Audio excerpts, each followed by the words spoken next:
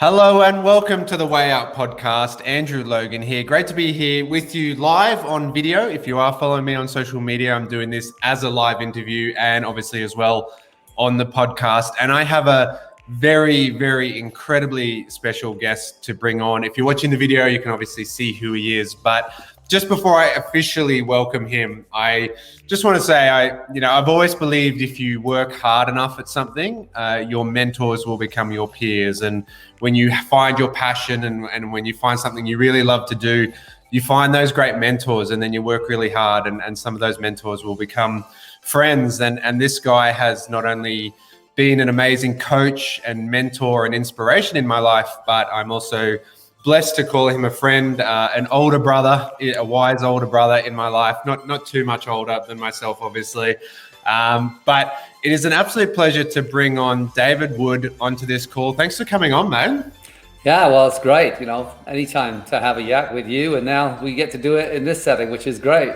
So, and I appreciate everyone who's listening. I know time is really, it's our greatest commodity. So when you give time to something, our goal is to really give massive value during this time. So awesome. Now, I'd love to properly welcome you onto the call for people who don't know you. And just before I do that, obviously you've had this huge impact on my life, but just before I really give you a little bit more of a background of David, if you haven't heard his story, he's obviously going to tell a lot more of it for you today. But if you're listening in the podcast, don't close, if you're driving while you're listening to this, don't close your eyes. But I want you to stop and imagine just for a moment that you are about 18, you've grown up in really, sort of crime and, unhappy childhood as far as sort of poverty and crime all around you.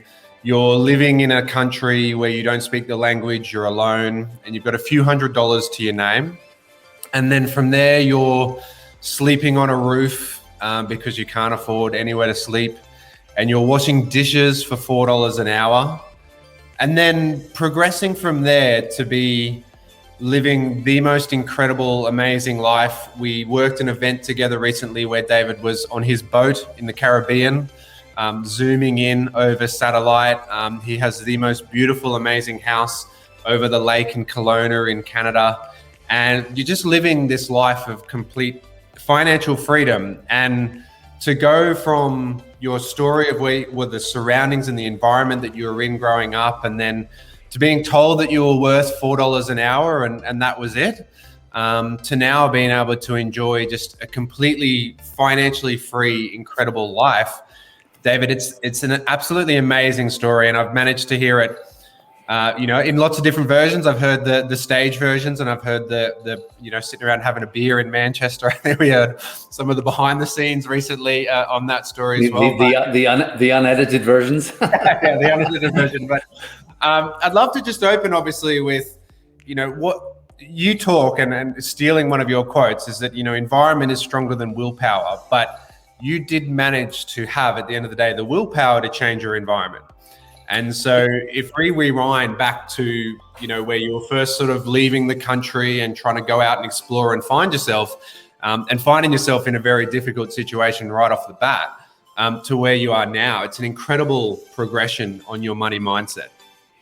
Yeah, I think, to be honest, it was accidental. I didn't understand back then when I was a teenager that, the environment created everything I thought about. And the importance of environment, and that quote I use today, environment is stronger than willpower. That came about as I'm looking back and realizing, I leave England on a 6-day trip and I'm still on that trip 40 years later. I've never gone back to live in England. I go back and visit and I do family reunions there.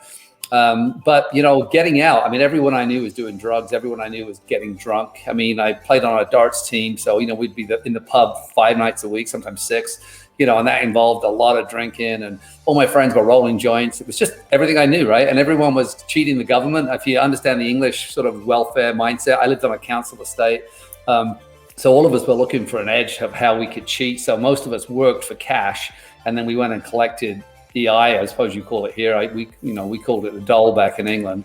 But that was just the environment I had. No one ever talked about success. No one ever talked about anything. We just struggled through, right? Most people didn't have much. and we all didn't have much together, you know, and it was just the way it was. And what I find fascinating is, you know, that was my world, and every single person, you know, the world we live in is the only world that really exists for us.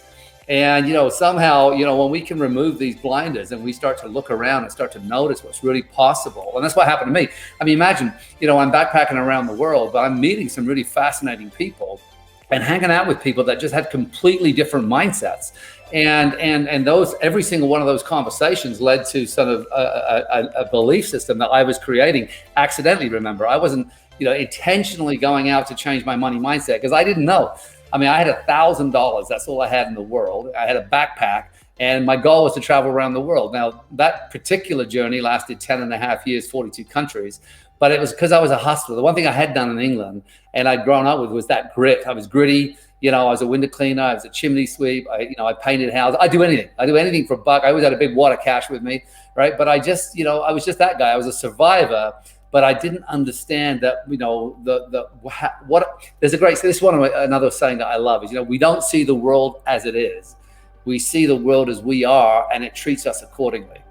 And so, you know, when I was in that place in England where, you know, it was alcohol and drugs and stealing and lying. I mean, it just like that was the national sport, I think, lying and stealing, right? But, you know, when I was in that place, you know, I just had there was no real concept. There was no understanding that anything else was different anywhere else. I knew this because all my friends hated rich people. And so if you saw someone with a Rolls Royce, you know, it was more likely that we would call them names or, you know, I didn't do this, but, you know, take a coin to the side of the car. And that was the real poverty mindset type of thing, right? It was like them and us. Yeah, I think it's fascinating. I mean, obviously, Australia, we have a lot of British heritage and British culture in our history, and the Canadian culture and the Australian culture are very similar as well. That there's almost in Australia, like we strive to battle, and you know, we talk about the good old Aussie battler in Australia, and it's almost a badge of pride that if you are successful and you are dreaming bigger and you are putting your head outside the box. Like tall puppy, right? Is that what you call it? Yeah. And you're kind of letting down the good old Aussie battler. And it's just like, no, you should just strive to be in the middle. And I think, you know, we see that obviously all over society, but I think we see it especially in Australia and Britain and Canada and that where... Well, again, Canada, just sorry to interrupt you, but Canada's got that because we're a land of immigrants, right? And because of that, some immigrants will come from other countries. And because they're given a fresh start, like I was an immigrant here, right? And, you know, I worked harder because it was like a new opportunity. And so many of my Canadian friends are so laid back and sort of just sort of doing life, but not really thinking, oh yeah, you know, we can create something special here, right? So I think there's a tremendous similarity with Australia and Canada. I remember hearing that actually at an event, 15 years ago when I was on that sort of journey to change my mindset and my money story of they were talking about the odds of success as a small business owner in Australia as an Australian versus being as an immigrant, and immigrants had higher success rates. And they were saying it's not like they get given $10,000 in special privileges when they come over, they get the opposite. But that also gives them the perspective, and they have the perspective of kind of where they come from and all the opportunities we actually have in the world. Whereas I think we can get a little bit, enjoy the good life here. Complacent, maybe. You know, you got a great, like Australia and Canada are great countries, right? There's not a lot of struggle in either country. Not real struggle, right? So, but yeah, I think complacency can be really a killer of that. And I think, as an immigrant, when you've got nothing, when you get any job, typically, well, this is my experience with me personally. I mean, I just worked bloody hard, and I worked harder than everyone else. Because, I realized how lucky I was in that fact that, I think my first job in Canada was cleaning rooms for a motel. But, I busted ass and I cleaned. My rooms were special, and the owners noticed. And because they started noticing what a hard worker I was, other opportunities opened up pretty fast for me, right? Yeah, well, I'd love to explore that part of the story now. So we sort of fast forward through, there's some great stories, obviously, of the backpacking around Europe. But if we fast forward to around the world. So yeah, and you're on $4 an hour, and then someone gives you a video cassette that talks about money mindset and how you could actually change that position that you're in, and then obviously the journey that has taken you on from there. I'd love to know the skepticism possibly that it was in your mindset and the barriers that you had to get over, because that can be hardwired into us, isn't it? That just this is what you're worth. Well, and you know, if you look at the money mindset, and again, I used to work with T. Harv Eker and, you know, the secrets of the millionaire mind. I've taught over 1 million students, but I taught a lot of people around their money and their blueprint. And of course, my blueprint, I grew up, you know, we lived in a condemned building in the East End of London. And a condemned building meant that, you know, we had 3 beds and 4 of us. We had rats, we had mice. It was human feces on the wall. And this sounds like, I mean, I can't make this up. My sister would put perfume on a handkerchief to be able to walk up the stairs. We lived on the 4th, I think 3rd or 4th floor. I can't remember now exactly. But the place was called Duncan House, right? And my school was right opposite. And I didn't know. I was poor. I mean, again, from a young child, when you're 7, 6, 7, 8 years old, you know, and I remember telling the other kids where I lived, and I started getting beaten up because I was a slum kid. I don't know if I've ever told you this particular story, right? And so, you know, there's a lot of ingrained. Now, my dad's an avoider. My dad avoids everything, and he's terrible with money, but he wants somebody else to do it for him. And my mom's a spender, and I happen to be a spender avoider, right? Because often, you know, we'll model what we see, what we hear, and what we experience, and especially if it's emotionally charged. You know, and I went back over my life and I started to look at the emotionally charged incidences around money. And I started to realize that I was behaving a certain way. In other words, if I had money, I had to spend it. And my mom was always spending more than she had. We bought everything on catalog. She was always laying stuff away and paying it over time, right? And so, you know, understanding what my money blueprint was and understanding how I got it, where the root of it was, and the root of my pain. Now, because I used to get beaten up a lot as a poor kid, and as a slum kid, remember, I wasn't even poor. Slum is like a layer below. Even by Western standards, we were poor because we didn't have a fridge. We had 3 beds, 4 people, blah, blah, blah, right? But, you know, some people succeed out of anger and some people succeed out of love, right? So there's 2 different things. I think I was like, I'm never going to do that. That's why a lot of people do the opposite of what their parents want, especially if they're fighting with their parents or there's an emotionally charged environment.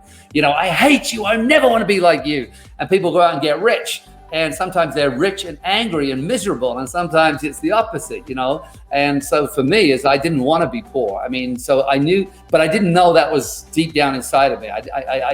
But that was something that once I started to look at my mindset and started to realize where some of these charges were, right? That I could actually do something about it. I could rewire, and there's a thing called neuroplasticity, which shows us we can rewire the brain, which means we have to create some new habits around money and also around beliefs around money. I mean, you know, when I grew up, it's like, you know, you have to work hard for money. You know, that's what I was told. So, and there's a lot of people out there, you know, they just work hard. They work hard all the freaking time because that's what their blueprint's telling them. They got to work hard for money. So unless they're working hard, they don't think they should be able to make money. Does that make sense?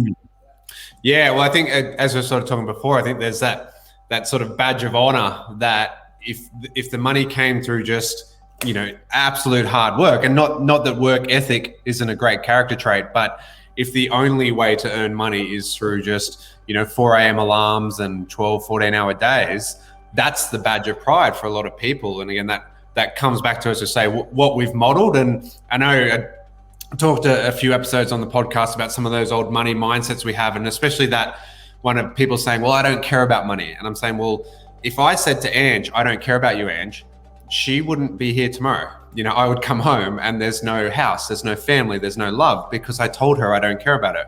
And so we do have to show some respect with what we have and the respect for what we're doing. Otherwise, money's an energy, and it really is. If we think of it that way, it's an energy. And, you know, here's an interesting stat, right? I mean, was it upward of 90-something% of people who win the lottery are broke or broker. Within 2 years, they're worse off than they were before they win the lottery. And so many people, their financial plan is buying a lottery ticket, right? You know, and that's their financial plan. But the thing is, if I gave you a lot of money, a lot of people, it's just going to fall through their fingers. And you're seeing this with COVID. You know, I don't even like using that word, by the way, but, you know, look how much money people are spending right now. I mean, house prices, people are spending over 100,000, sometimes more over asking price.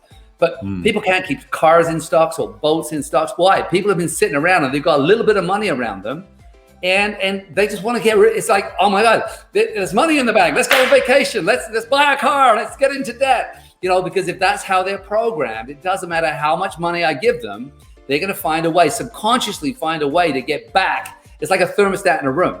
If you're set for 30 degrees, right? And suddenly, you open the door and freezing cold air comes in and the temperature drops. As soon as you shut the door, the thermostat's going to bring you back to the equilibrium. And that's what people are like, and that's why you just can't give someone a whole whack of money if they haven't developed or understand or have some kind of money mindset, understanding of, how do they treat money? And, money's going to treat you the same way you treat it. And that's why, and you'll see this a lot right now, people chasing investments, this whole crypto thing going on in the world. I mean, people are like, oh yeah. And what happens is when the herd starts to get emotional, everyone starts throwing it in. That's right before a crash. And that's what's happening right now. We know a crash is coming because the herd mentality is people are throwing the money they have, which they could manage and look after, and it's going to give them breathing room. But quite often those people, because again, if they're used to being broke, they're going to find a way to be broke subconsciously, not even on the conscious level. There's that, as you say, there's that emotion and energy to it, isn't it? That it should be exciting. And I know, we've done podcasts together on your channel where we're talking about the kind of paradox that successful investing, successful in business, successful in anything really, there's a kind of just fundamental process that shouldn't really be that exciting. We can enjoy what we do and we can love what we do, but if we're chasing, I've always said, like, if you want excitement in your investments, just go ride roller coasters. Like buy a theme park and ride roller coasters if that's your investment plan, because it shouldn't be exciting, really, should it? It should serve us. And then the reliable income then allows us to live an exciting life. But as you say, the energy and kind of FOMO and greed and those emotional decisions that people are making around their money is going to challenge people. And unfortunately, we're starting to see that kind of unraveling happening as things change at the moment. Yeah, we are. And again, it's apparent everywhere around the world. It's not just one country. It's not, because a lot of people have been at home and the governments have been helping them. So, I mean, even my young son, he's got thousands and thousands of dollars in the bank because the government's been paying him to stay at home, and luckily, he's good with money and, he's actually looking at how to invest that. But it is fascinating. And I think that really, when if we look at how do we create financial freedom, I was talking to a young person the other day, and in fact, I was talking to my son the other day. I say a young person, but he's 20, and I was just saying, and we talked for 2 hours on Father's Day around. He's really interested in investing. He really is interested in leverage. He's interested in this thing, and he's reading some really, really, really great books right now. He's doing the Cash Flow Quadrant again. He's doing Rich Dad Poor Dad. But he really wants to find and figure out a way. And I said to him, what's interesting, Ben? I said, if I took a doctor here, and let's say it's a neurosurgeon, and a typical doctor who's got a practice and a large overhead, driving a big car, the kids are at private school, they have a big mortgage, and I have a lot of doctor friends, so this is my reality, is for that person to become financially free is incredibly hard. I could take my son who's 20, who has really no debt, and all I got to do is and this is why financial freedom is such a cool thing, right? Because once my residual or passive income stream exceeds my expenses, I can be financially free. So for Benny, and when Benny got this concept the other day, and I may have told him this 100 times before, but now he's ready.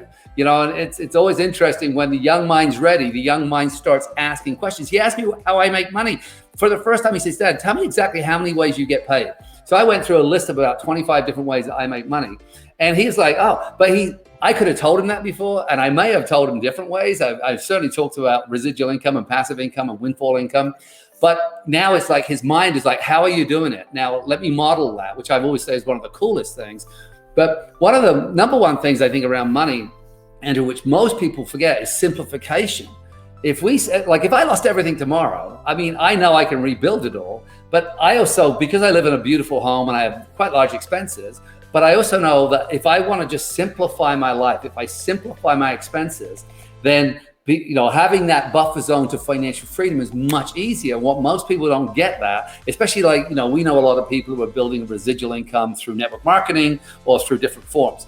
But what happens is when they start making more money, if they're in the habit of just having enough money for every month, they could be making $50,000 a month, and they're still going to spend $49,000 because they're in the habit of just getting by. Yet if they can simplify their life and that extra money comes in and they put that into a savings account, then with a little bit, just a little bit of understanding, they can turn that into really cool income streams, right? So I was taking notes as you're talking, because there's like 4 or 5 really big bullet points that I think we need to expand on just in that little conversation alone. And but I think the one thing straight off the bat, as you said, and I mean it's the opening of my book, is where I talk about that no one ever found financial freedom by just spending all their money, and you and I both love the network marketing industry, but whatever entrepreneurial pursuit people have, we're very good at teaching people how to make money, but no one's really wanting to have that conversation of, well, actually you got to keep it as well, because it's not as again, it's not as fun. There's fun and excitement when your business is building, or those residual income checks, or if you're doing online or whatever entrepreneurial pursuit it is, and the checks start coming in, there's that excitement and again, that emotion that comes with it. But then if we talk about, hey, you should probably have a budget and you should probably talk about investing. Well, yeah, but hold on. Let's talk about the two edges of a coin, because I'm not a big budget person, right? But what I realized when I realized my particular areas of let's say habits that weren't serving me to become wealthy, then I actually built I built some protections in there, let's say, and some walls and some defenses against the habit that I have of doing certain things, right? But there's also the people that don't spend money, and to spend money is hard. I've got 2 friends, man. I mean, whenever they spend money, it's almost like an emotional, like someone's digging them in the chest, and they've got millions. Well, I mean, one particular family, they've got millions, but they just can't spend it. So even they've got all this money, but they're hoarders. They're hoarding it, and they can't, there's no balance. They can't spend it. So it's not like everyone who's financially, kind of stuck isn't all broke. Some people have tons, but they just don't know. They're afraid to touch it, and they're afraid to spend it. And it creates the same kind of anxiety as someone who's got huge credit card debt. So it's quite interesting. I call those the money monks. And then we've got the spenders, the avoiders, and what's the other one? The spenders, the hoarders, right? Yeah. Talking for, I think a really important thing that we talked that you were talking about just when you were, like you said, you've got about 25 streams of income. And I think one thing that people can get confused about as well, and again, like at the moment especially, and where the world shifted, kind of everyone was sort of stuck at home really and looking for online stuff, is that people can also lose focus very easily. And there's, that whole thing of, the average millionaire has 7 streams of income, but they didn't juggle 7 chainsaws at once. They didn't just suddenly like, I'm going to start. You didn't say, you weren't washing dishes, as I said, at $4 an hour, and they said, you know what, actually, I'm going to have 25 streams of income. I'm out of here.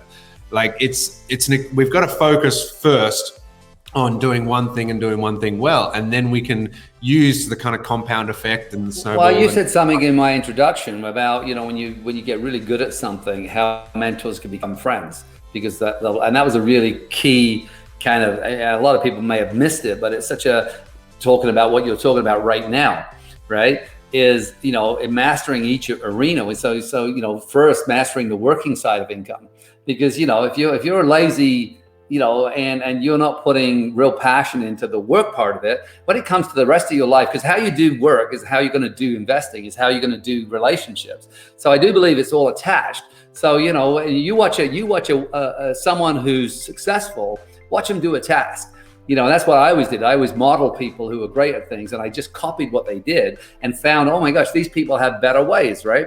So I do think that there is this thing about exactly what you're talking about. Yeah, master that, follow that, and then as you start succeeding here, you can then start. But you're now leveraging time, because if I take my eye off this ball, you took chainsaws, but let's say I'm spinning this plate, but I don't really know how to spin it, and I go and start another one, this one's going to fall off. So we want to be able to build and systematically build over time. And wealth typically isn't a get rich quick. And we've seen that a lot with these crypto stuff going on, and that some people think it's that way. And that's really poisonous, because when I was down in Antigua, I met people who believed they were multi-millionaires now because they had some cryptocurrency, and they were thinking about ways of keeping it and going to Panama and hiding it. So the whole thing felt very under the covers. There wasn't a long-term strategy. It's like, oh my God, they were lucky millionaires. And guess what? It's going to fall right through those fingers unless they really start to understand what it is to not only have wealth, but like you say, protect it, right? Well, I know Lloyd, who's a mutual friend of ours, and he was on the podcast recently as well, talking about, wealth mindset and investing. And he and I were just chatting the other day. And I mean, obviously, we not to keep kicking crypto around. It's just kind of the thing that's in the news at the moment. But there is also that challenge where for the people who have, timed it well, or they've, seen that opportunity and they have had their first taste of success, it can also set you up for unrealistic expectations of long-term wealth, because, there are people who, saw it early, got in and did make quite good money. But now they're also, as you said, that like, well, how do I repeat that? How do I just repeat that? And it can become a gambling mindset almost, of they've got to find that next thing to repeat that process, because again, the emotion that was attached to finding that one overnight, home run swing that they'd made. Sure. And I want to just say this to everyone listening. Sorry, interrupting, but I have investments in crypto, not in Bitcoin, but I have investments in securities tokens, and because I think there is something there. But as a sophisticated investor, I'm not sure, $250,000 of my investment strategy, but I understand that with any sophisticated investor, that could be wiped out. So if I'm gonna bet on something, and I don't do a lot of betting, I don't do a lot of high risk investing. So strategically, it's not like I've turned my back on it or I'm anti it, but as a sophisticated investor, I realized that I could lose 100% of that. And I'm also, if that happens, I'm okay. But what most people do there with their investment strategy, they get something and they stare at it. And instead of diversifying, not even diversifying, but instead of keeping going and building the strategy and building the mindset, this is going to this is going to change my life. And if it goes down, their emotions, their energy, everything. And you see that people, they've lost everything. No, you haven't. You made an investment, it didn't work out. And then what you're going to do is you're going to learn from those things, and you're going to keep building the strategies until you start to succeed, right? I saw an article recently, actually, and they were modeling that, where, if you bought in like right at the top of the dot-com boom and right at the top of the GFC, even if you bought in at that point, but then you had the strength to hold as the things, and they were just talking kind of the broad S&P on this one, you would still be ahead. Like if you'd been able to sit there and, as you say, not be 100% attached to that one investment to change your life. Bet. Yeah, but because again, the emotions of I've lost money and I'll never invest again, and that like I'm a failure, and people just take themselves out of the game. So people have one good bet and then want to try and repeat it forever, and some people have one bad bet, and then it just takes them out of the game forever. And again, I didn't marry the first girl that I asked out. Like, we failed when we asked out girls, and thankfully I got better at it. Like we do that through everything else in life, and we just got to improve as we go and learn from those lessons. But as you say, we can't have everything attached to it. And that's always been my thing as well. When I've said, like, I think blockchain technology is phenomenal. I think blockchain technology is the future. I'm just openly cautious and telling people just to be aware of, hysteria, and that just because something has gone up doesn't mean it will continue to go up. Yeah, well, again, remember the herd gets caught up in the emotion. Rich people right now are getting, they're selling, this is a seller's market anyway, and they're preparing for the next buying phase, because, as the herd is getting and spending, we saw this in 2008. Look at what's happening right before the crash of 2008. Everyone's spending, interest rates are low, the money's going everywhere, and then boom, and this is a cycle. We're late on the cycle, I think, because of what's happened in the last 2 years. That's why I think we're late on this cycle. But surprisingly, actually, I thought it would have been a year ago. But here's another thing that happened with me, which is really interesting about my personality. I've gone out there and had deals. I've built companies, and I've gone out and got investors involved in an investment that I was involved in. And I realized that I don't have the stomach for it, because while I was sophisticated and can handle a loss, right? Most people can't. And so I made a pledge to myself that I will never, ever, ever go out and ask people to invest in anything I'm doing. In fact, I keep most of my investments completely private. I won't even tell. In fact, I made an investment the other day and I said, you use my name and I'm going to pull my investment, right? Don't use my name to lure other people in. Because if you have influence, people will say, oh, Dave Wood's in. And then people come running in as well, the emotional buy, right? But that was really interesting for me to find out. So what I did with the people that invested in this one particular thing I was doing, I just gave them all a personal guarantee. And I said, when I saw their emotional side of it, I said, don't worry. I said, if we lose this one, I'm going to look after you. You're going to get 100% of your investment back. And that's and that's when I made my decision to say, I'm not doing that anymore, right? I didn't talk about it in the opening because I kind of wanted to just share, the friendship side of things and that we've developed. And I mean, we could talk about, golf in Hawaii or jumping out of, helicopters in New Zealand and some of those stupid things we've done. But obviously over the time, I've learned so much from you from the stage. And you did mention it earlier, and I took a little note of it. Guys, if you haven't heard of David, he has coached over 1 million people, and he did used to work for T. Harv Eker as one of his main speakers, but now out on his own as a transformational coach. And I'd love to just hear, again, like when we talk about changing that mindset and helping people to not only build businesses and build themselves and build themselves as people, because if nothing, I've learned how to build a business through you, but I've learned how to be a better husband, be a better father, and be a better person thanks to you as well. I'd love to hear some of your just strategies on how people can just, we can't just flick the switch and change the environment around us, but how can we go home and, wake up tomorrow and start to grow our money mindset if our environment is challenging us? Yeah, well, I mean, what I'm looking at with my youngest son right now, who's really interested now and really open, is, he's having to get some new information in there, right? So is recommending the books, and he's doing audio books, and he's starting to really enjoy to listen and learn. But also I'm plugging him into some mentors because he's really interested in investing on the stock market. And that's not mine's real estate. I have a real estate portfolio that's quite large. And so I was plugging him into a couple of my friends who are really successful. So now I'm going to sort of give him sort of exposure to mentorship. So I just did an introduction for him the other day. And I asked that person, could he recommend a resource for Ben to work with, and then come back and ask questions? Not ask questions first, go back and use the resource, learn so he has some language that's common, and then go back and ask for advice or, and so that kind of thing, because we don't know what we don't know. But what I did personally was I first looked at my results. What is the result you have? I mean, do you have massive credit card debt? Are you just earning enough money for that? So what is the truth? Because the truth is really where I always start. I want to start there and then say, well, what do I want? So if this is the truth is, I'm barely making it financially. I make, let's pretend I made $60,000 a year. I'm fighting with my wife about money all the time. I'm always saying no to my kids, right? And I feel this pressure. Okay, so if that's the reality, then what would be a reality that you'd want to create? And so then I, really look at, so what do you want that life to look? So with Benny, it's like, well, tell me, what is it you want to do? Tell me the picture of your life. I said, well, I'd like to have multiple streams of income so that I can focus on my passion. He's a musician and he realizes that that's one of those pathways that can be very, only a very, very few make it, but it's his passion. So, well, great. So if you want to live that passion and play music and write and produce music, and you don't have to worry about money, then building a money strategy over here so you can pursue passion over there makes a lot of sense. And you've got time. So he just did a $10,000 investment.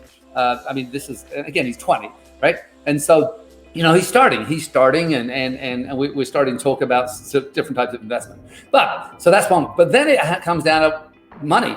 And so what I look at is the right vehicle, the right time, with the right mindset and the right set of actions, right? So if I'm a social worker making $25,000 a year, now I can simplify my life to the point where I'm living on 15. So I'm going to live in a very, very small environment, and that's okay as long as I'm happy. And I've lived in tents and been happy. But the idea is that I simplify my life and I live below my means. And then with the money that's left, I start to have some form of investment strategy that I'm going to learn about. Something I'm passionate about, right? Whatever that looks like. Now, with a very small amount of money, over time, it's going to take years sometimes, like if you're into real estate like me, and that's what Ben's barrier of entry is the deposit on a home, right? And so we're creating some strategies around that. So, but if I've got a plan A that's not working, and suddenly I want to open up my mindset to a plan B or a side hustle, and you'll hear Lloydie talk about that all the time, and you talk about it all the time, then I want to look for successful people, someone like you, and who has the mindset, the lifestyle, has the income that I would be looking for. And I would find a way to partner with someone like you who has the right vehicle at the right time with the right mindset, which is a growth mindset. Let's be honest. Whatever we're doing, if we're not growing, we're dying. I mean, if you look at a plant, I have lots of plants. Once the plant stops its growth cycle, it starts its decline. So one thing that, I'm always looking to do is how am I growing myself? And not just always like in the personal development. I'm taking 2 different music lessons a week with 2 different instruments. Why? Because I just feel like learning music right now. So I've got a teacher coming twice a week. So then we're looking at, okay, so get into the right vehicle, right time. Now, what's going to happen then is by doing that, I've already changed my environment. So I may be in a toxic environment at home, but now I've joined this place, this thing, and you and I would probably, we could say that a side hustle business that we both love, where the people are cool and they talk about dreams and goals, but they go out and actually do it. And there's systems and templates. Well, if I can step into that, my environment, even if I'm coming home to toxicity over here or in a job that's shitty, but when I get over here, guess what? I'm already starting to feel something, hear something, see something, smell something different. And by that, I can start changing how I'm thinking.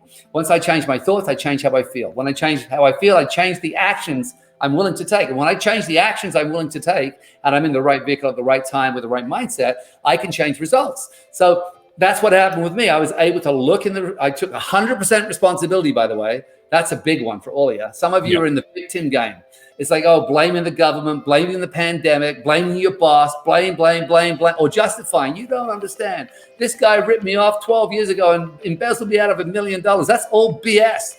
That's all old stories. It's not the old stories. It's the new story we can refine and define ourselves, right?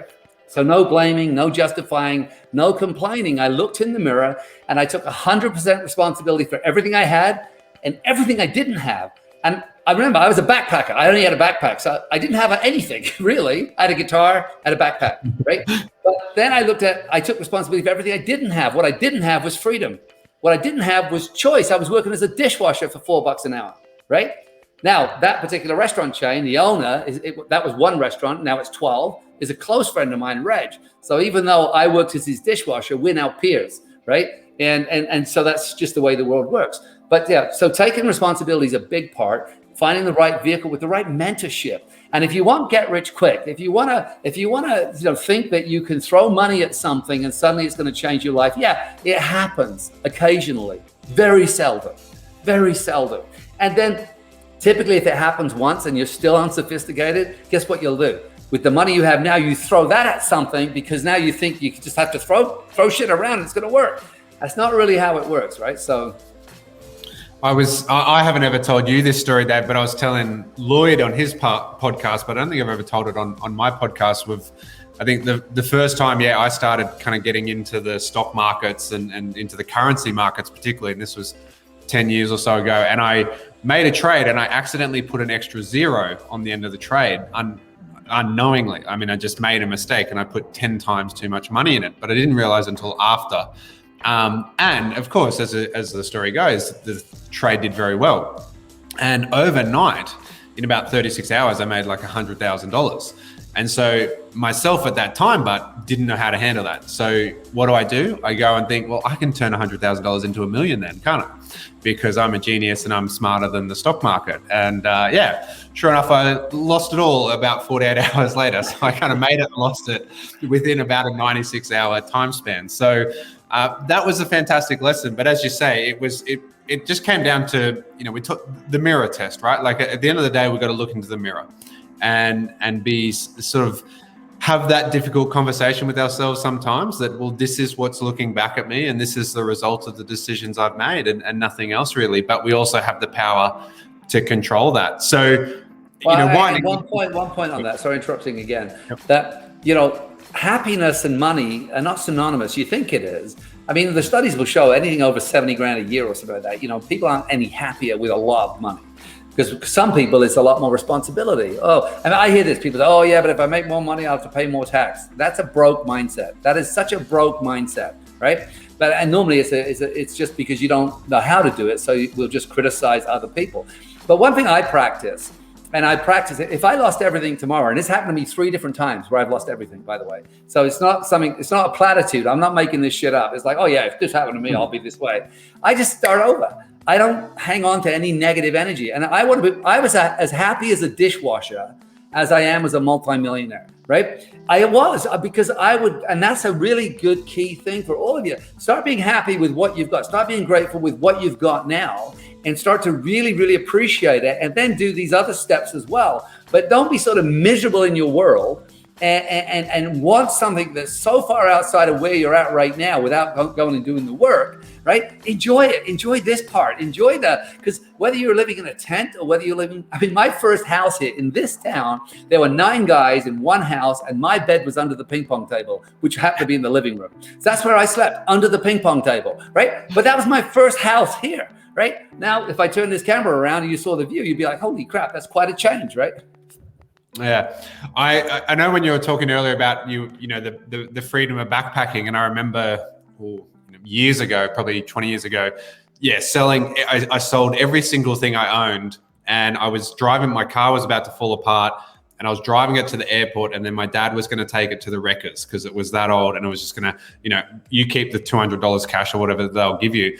But it was the same thing. I was going off on this backpacking trip, and I'd just come home when I ran out of money, essentially at the end of the day. And I remember just having my whole life in one backpack, as you were saying.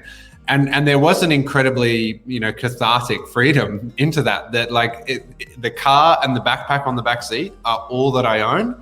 And that is amazing. And I'll just see how long that lasts. And as you said, it's not that once I get money, I'll have more happiness. We need to create that first, because money is the magnifying glass, like you said. If you're not a very happy or nice person and you get more money, you will tend to do bad things with it, or you'll just magnify your anger, or you magnify your anxiety. What's the old saying? If you're an asshole, right? Yeah. And then you get rich, you're just a rich asshole. Definitely along those lines. And well, but you said it really well as well. If you're not grateful for what you have now, why would the universe give you anything more to be grateful about? Like, we have to be grateful for what we have, you know, who we're around, and everything we have in our life now. And when we have that gratitude, other things will fall into place. I'd love to just, I really want to honor your time, obviously, and how, you know, much you've given to me already, but I'd love to just finish for the audience. I love your E plus S equals P and formula that you have. And we're talking before about some of the decisions we make in our life, and that formula that it comes down to really of how we can, because again, Dave and I could probably do about a 10-hour podcast of just some of the stories he's shared back and forth. And we were talking only a few days ago about, he was training an event, and he said, oh, I have a plan B just in case my house catches on fire, because actually my house just did recently catch on fire. So, you know, I had to make sure I had a plan B in place for that.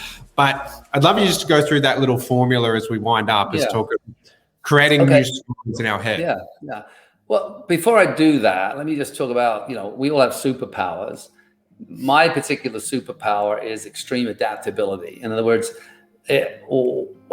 when things happen, I have the ability to adapt. But this formula highlights that ability. And in any situation, regardless of where you're at, regardless of what it is, right, there is normal ways of behaving or reacting, and there's, you know, superpower ways of reacting. And it's very, very challenging to do, because the brain kind of wants to lean us towards one way. The brain wants us to be stuck. If we understand how the brain works, the reptilian part of the brain, it wants to keep us safe. It doesn't want us to be emotionally unsafe. It doesn't want us to be physically unsafe or financially unsafe. So our own brain will keep drawing us back into bad behaviors to keep us small. And that's just the facts, right? So we have to work hard at sort of reprogramming. But I'll tell you a story, then I'll tell you the formula. My son, the one I keep talking about, or the one I've been talking about as far as the money side of it, he bought a car, and with both my kids, I said to him, look, whatever money you save up, I will pay the other half. So if you save up $100, I'll give you $100 towards your car. And they both got their licenses on their 16th birthday, because that was just my strategy. But the only deal with that is they have to buy a stick. It had to be a stick shift. It couldn't be automatic, because most cars here are automatic in Canada. And the reason for that was many, I mean, obviously it's another skill set. But obviously you can't text when you've got a stick shift in your hand. So for me, it was a great way to keep them from deciding to text, right? But he buys his car and he loves it. And it's only $2,200. And we buy it from this guy, and I go test drive it with him. And the guy has the original papers from it and all of that, hundreds of receipts and the whole history of this car. And he loved this car. And I can't remember the model of it, but it was peppy and a sunroof. And my son loved it. It had a cassette player in it. And my son's real retro, right? Anyway, so I get a call from him one day, and he's like, Dad. I said, yeah. He says, Dad. I said, what's up? He says, Dad, I've been in a car accident. I said, you okay? He's like, yeah. I said, okay, all right. So I'll see you later. No, Dad. I said, what? He said, I've been in a car accident. And you know Ben, you met Ben. Yeah. And he said, yeah, but you're okay, right? He's like, yeah, it's okay. So don't worry about it. He's like, Dad. I said, what, do you want me to come there? He's like, yeah.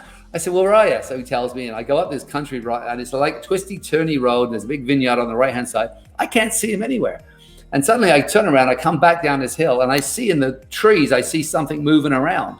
So I pull over, and I walk in there, and somehow this kid has gone around this corner and gone through this forest.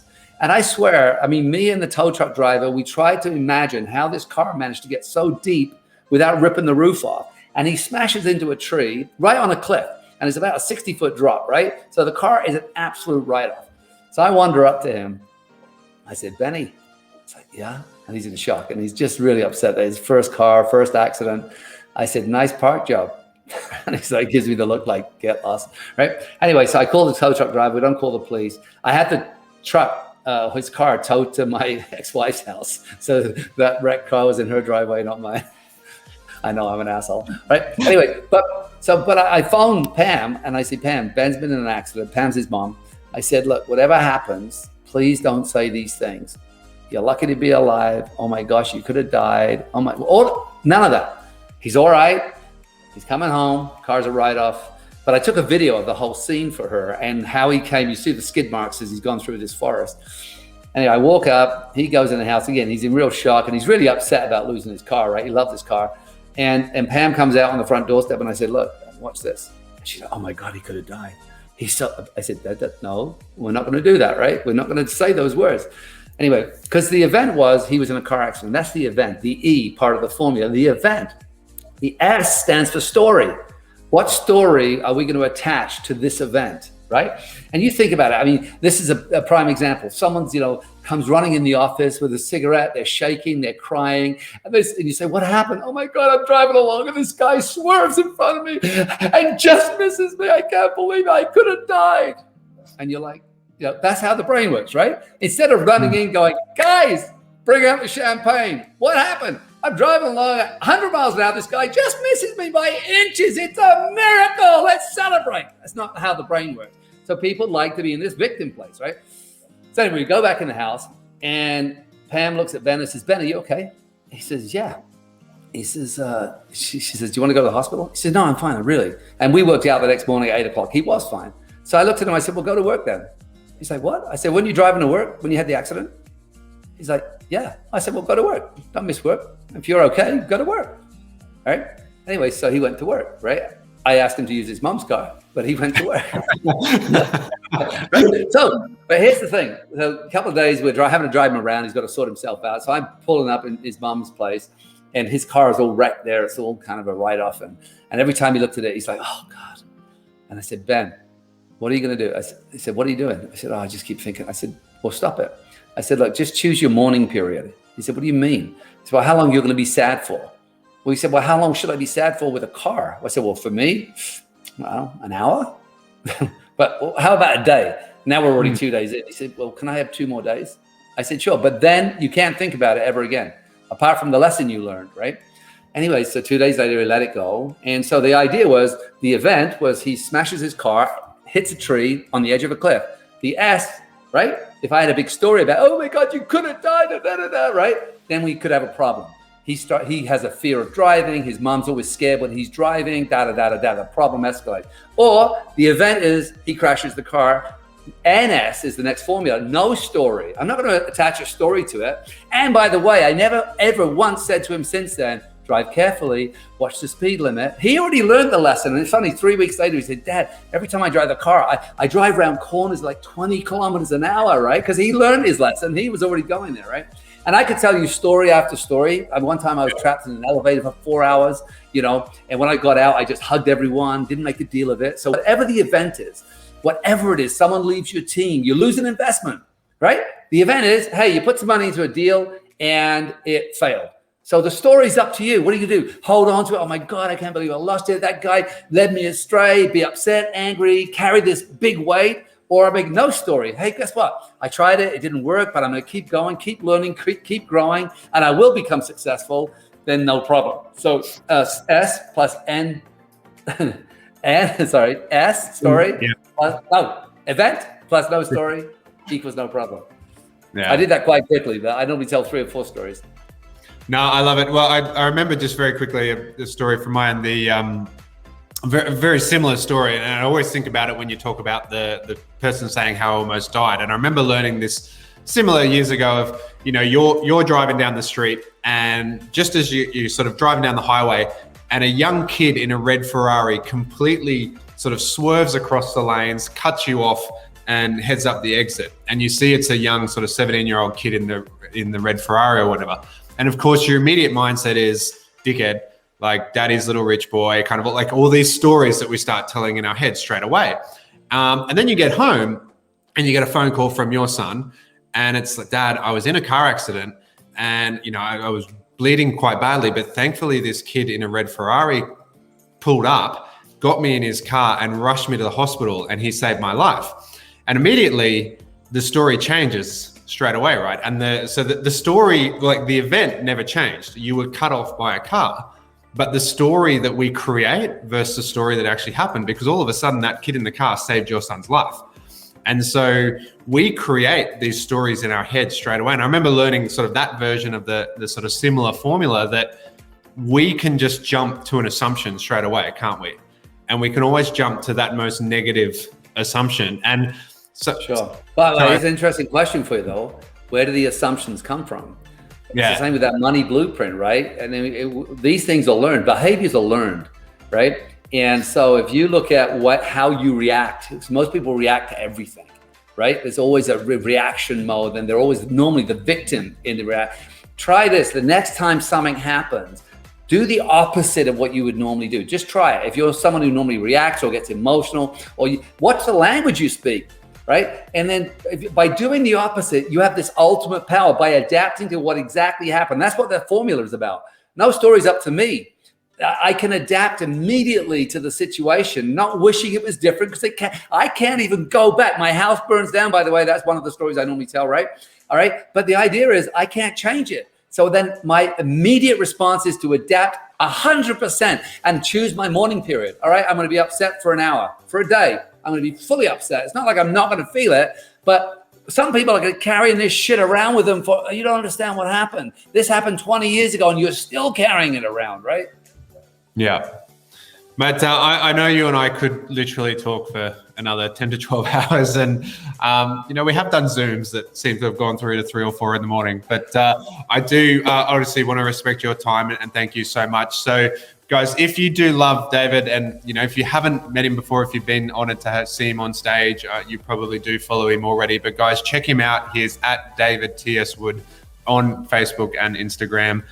He was just telling me just before we did go live, he's had a bit of a 3-month holiday from social media, but he's back. But if you do just follow David, you are gonna see amazing stories. You are gonna see an amazing perspective on life. And I know, we're formally the opportunities I've had to formally introduce you at events, you just talk about how you're an ambassador of the world, and you just love to meet people all around the world. Actually, on that, talking of stories, just recently, David and I did an event together, probably about 2 months ago, and straight afterwards, he slipped down at the boat harbor and broke many, many ribs and was in hospital for a while.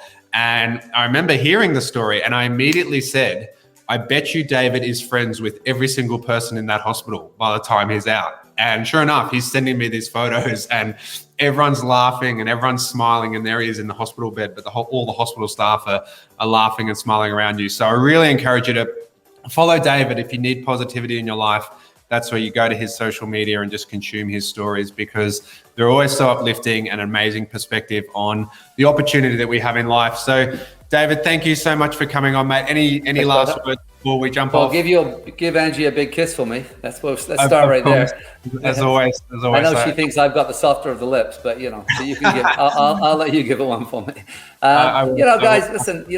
Life is it really is. We can design a life, and if you don't like the design of the life, if you're not completely happy, then just sit down, take responsibility for what's there. Just look at it. Don't blame. It's not guilt. It's just say, hey, this is what I have. This is what I want.